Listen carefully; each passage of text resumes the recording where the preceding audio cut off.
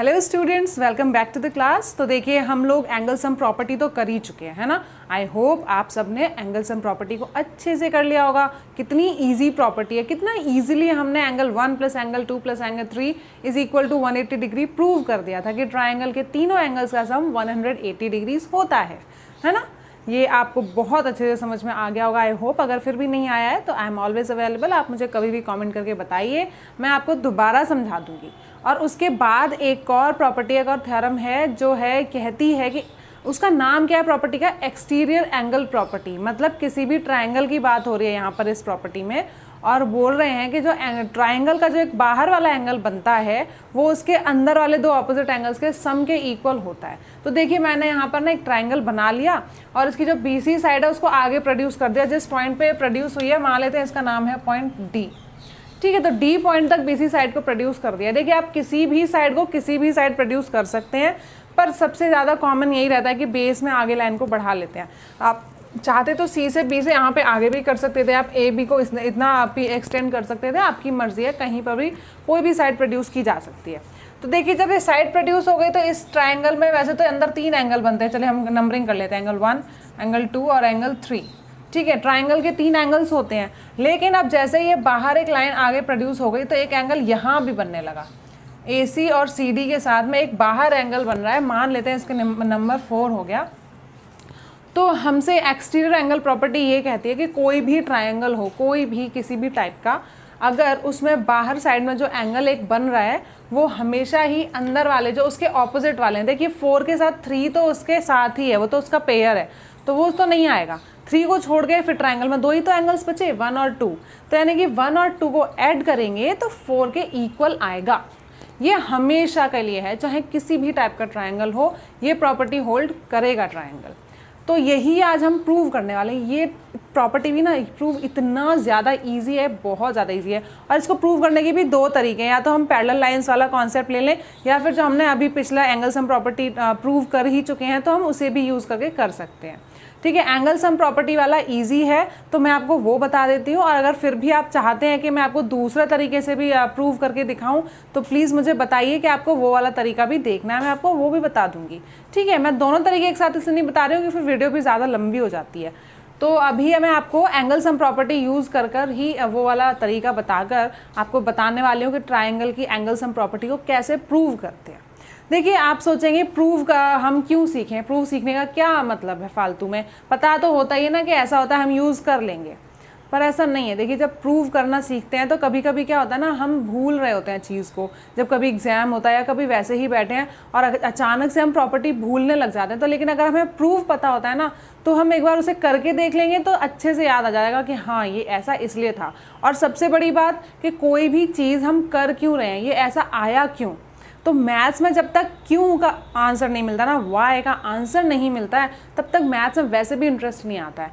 तो सबसे ज़्यादा मैथ्स को इंटरेस्टिंग बनाकर रखने के लिए हर चीज़ का वाई का आंसर इसमें ज़रूर होता है, क्यों का आंसर ज़रूर होता है। तो ये जो आपको पता चल गया कि angle sum exterior angle sum property ये कहती है कि जो अंदर वाले 2 एंगल्स हैं उनके सम के बराबर होगा बाहर का एक्सटीरियर एंगल। तो वो क्यों होता है और कैसे होता है, यही हम आज प्रूव करने वाले हैं। तो देख लेते हैं। सबसे पहले मैं 2 प्रूव लिख देते हैं कि 2 प्रूव में क्या लिखना है कि angle 1 plus angle 2 is equal to angle 4, ये हमें प्रूव करना है, ठीक है। अब देखिए एंगल के नेम्स ऐसे करके लिखेंगे 3 लेटर्स में तो वो बहुत ज़्यादा मतलब लेंदी भी हो जाएगा एक तो 2 प्रूव लिखने में, ऊपर से कभी कभी कन्फ्यूजन भी हो जाता है, इसीलिए मैंने नंबरिंग कर ली है। सबसे आसान रहता है नंबरिंग करके एंगल्स को शो करना, आपके लिए भी और आपके टीचर को समझने के लिए भी, ठीक है। तो ये तो हो गया आपका 2 प्रूव।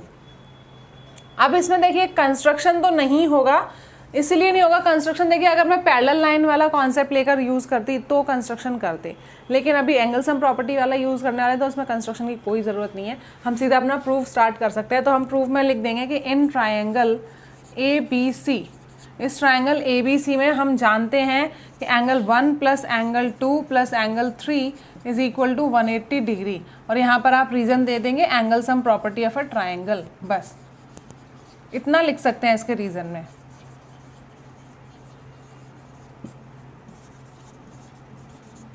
तो ये रीजन आपने दे दिया, तो इतना ये हो गया आपका अब देखिए आपका जो 2 प्रूव है इसमें 1 + 2 है ना, एंगल 1 + 2। तो हम ऐसा करते हैं, इस इक्वेशन को एंगल 1 + एंगल 2 के इक्वल में लिख लेते हैं कि क्या आने वाला है। तो एंगल 1 + एंगल 2 करके लिखेंगे तो एंगल 3 जो है 180 से माइनस होने उस साइड चला जाएगा, तो हो जाएगा 180 डिग्री माइनस एंगल 3। ठीक है, इसको हम मान लेते हैं अपनी फर्स्ट इक्वेशन। क्लियर है? देखिए आप सोच रहे होंगे ऐसा क्यों लिख रहे हैं, वो आपको अभी जब नेक्स्ट स्टेप हम लिखेंगे तो समझ में भी आ जाएगा। फिर भी अगर आपका मन है अभी ये नहीं करना है तो आप बाद में भी कर सकते हो, लेकिन ये अच्छा रहेगा कि आप पहले ही इसको इस तरह से माइनस में लिख लो, ताकि दूसरी वाली इक्वेशन में जब ऐसी टर्म मिलेगी ना तो अपने आप सब अच्छे से क्लियरली हो जाएगा। तो एक तो ये हो गया कि 1 + 2 के बराबर में 180 - 3 आ गया। ठीक है, अब देख लेते हैं 3 और 4 का रिलेशन। देखिए जो एंगल 4 है और एंगल 3 है वो कैसा पेयर बना रहे हैं। देखिए ये स्ट्रेट लाइन जा रही है ना, इस स्ट्रेट लाइन के ऊपर से ये वाला एंगल इस तरह से, मतलब ये रे जा रही है, लाइन जा रही है, साइड जा रही है, तो ये देखिए दोनों एंगल्स का क्या रिलेशन हो जाएगा। जी हाँ, वेरी गुड, ये हो जाएंगे लीनियर पेयर। तो हम यहाँ पर लिख सकते हैं angle 4 + angle 3 is equal to 180 degree again, and we can say it is linear pair. ये लीनियर पेयर है इसलिए ये 180 डिग्री है। अब देखिए यहाँ पर एंगल 4 है, तो देखिए हमारे 2 प्रूफ में इस साइड एंगल 4 है ना, तो हम क्या करते हैं कि अब एंगल 4 को यहाँ पे अकेला रखकर और 3 को फिर से उस साइड ले जाते हैं। तो हो जाएगा angle 4 is equal to 180 degree minus angle 3, और ये हो गई आपकी सेकेंड इक्वेशन। अब देखिए फर्स्ट इक्वेशन और सेकंड इक्वेशन में अब आपको समझ में आ गया होगा ना मैंने एंगल 3 माइनस वहाँ पर क्यों लिखा है। इसीलिए क्योंकि देखिए यहाँ पर भी 180 - 3 आ रहा है, यहाँ भी 180 - 3 आ रहा है, और आप जानते हैं कि जब सेम चीज़ के इक्वल में कोई दो चीज़ें हैं तो आपस में भी इक्वल हो जाएंगी। तो आप सीधा कह सकते हैं कि फर्स्ट और सेकंड के थ्रू हम ये बोल सकते हैं कि angle 1 + angle 2 is equal to angle 4, because they both are equal to the same thing. तो आप यहाँ पर लिख देंगे from first and second angle 1 + angle 2 is equal to angle 4. That's it, hence proved. अब देखा ना कितना ज़्यादा इजी हो गया ये प्रूफ। इसका एक और तरीका होता है, पैरेलल लाइन वाला कॉन्सेप्ट यूज़ करके भी इसको प्रूव कर सकते हैं, वो भी बहुत इजी होता है वैसे तो, लेकिन उससे भी ज़्यादा इजी मुझे ये लगता है। ऐसा नहीं है कि वो हार्ड है, वो भी अच्छा है। उसमें पैरेलल लाइन देखिए, उसमें क्या होता है ना, यहाँ से इस तरह से आप सी पॉइंट से इस तरह से लाइन बनाएंगे जो ए बी के पैरेलल बनेगी। तो ए बी के जब पैरेलल बन जाएगी तो ये और ये लाइन पैरेलल है, तो इस तरह से जो एंगल 1 हो जाएगा और ये एंगल 4 ये वाला जो एंगल बनेगा इतना वाला, ये इसके इक्वल होगा। और इसमें थोड़ा प्रॉपर्टीज़ में थोड़ा ना सोल्यूशन थोड़ा लेंदी हो जाता है, और कुछ नहीं है, ज़्यादा भी लेंदी नहीं होता है। और थोड़ा आपको पैरेलल लाइन के सारे कॉन्सेप्ट्स याद होने चाहिए। वो थोड़ा लगता है किसी को, जैसे किसी को पैरेलल लाइंस के अगर सारे एंगल्स के नाम याद नहीं है, या किसी को इसमें अल्टरनेट इंटीरियर एंगल नहीं मिल पा रहे हैं या कुछ हो रहा है, तो उस वजह से फिर थोड़ी प्रॉब्लम आ जाती है। अदरवाइज़ ये वाला बहुत ईजी है, आप इस तरह से भी इसे प्रूव कर सकते हैं। मेन तो ये है ना कि आपको पता होना चाहिए कि कैसे होता है। और लेकिन तो अगर 2 तरीके से कोई चीज़ प्रूव हो सकती है, 2 से ज़्यादा तरीके से हो सकती है, तो वो भी पता होना बहुत ज़रूरी होता है। क्योंकि कभी कभी क्या होता है ना, आपसे कोई पूछ लेगा, अच्छा ये ऐसे तो प्रूव कर लिया, दूसरे तरीके से करके बताओ, दूसरा तरीका भी होता है। तो आप सोचोगे अरे मैंने तो समझा था कि मुझे सब कुछ आता है, लेकिन यहाँ तो दूसरा तरीका मुझे आता ही नहीं है।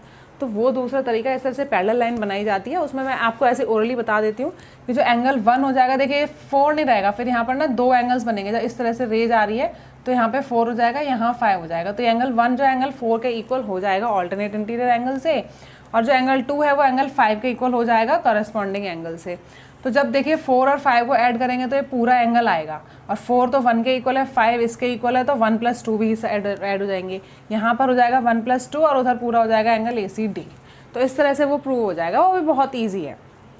अगर आप चाहते हैं कि मैं उसे पूरा नोट करके आपको लिख कर बताऊँ तो आप प्लीज़ मुझे कमेंट करके बता दीजिए कि आपको उसका प्रूफ भी चाहिए दूसरे वाले तरीके का, मैं वो भी कर दूँगी। तो तब तक के लिए आप इन सब चीज़ों को अच्छे से समझ लीजिए। एंगल सम प्रॉपर्टी भी आपने सीख ली, और एक्सटीरियर एंगल प्रॉपर्टी भी आपने सीख ली। उसके 2 तरीके हैं, एक मैंने करके बता दिया, एक मैंने आपको ओरली बता दिया। अब इनसे रिलेटेड कोई भी क्वेश्चंस हैं, आपकी एक्सरसाइज हो या आपकी कोई दूसरी बुक हो, कहीं से भी आपको कोई भी क्वेश्चन अगर आपको डाउट है और आप चाहते हैं कि आपको कोई अच्छे से करके समझा दे, तो आप प्लीज़ मुझे कमेंट कर दीजिए। कोई भी क्वेश्चन अगर बुक के नाम के साथ आप कमेंट करेंगे तो ज़्यादा अच्छा होगा, मैं उस पर्टिकुलर बुक को रेफ़र करके आपको वो क्वेश्चन बता दूँगी। ठीक है, और तब तक के लिए बाय बाय, टेक केयर।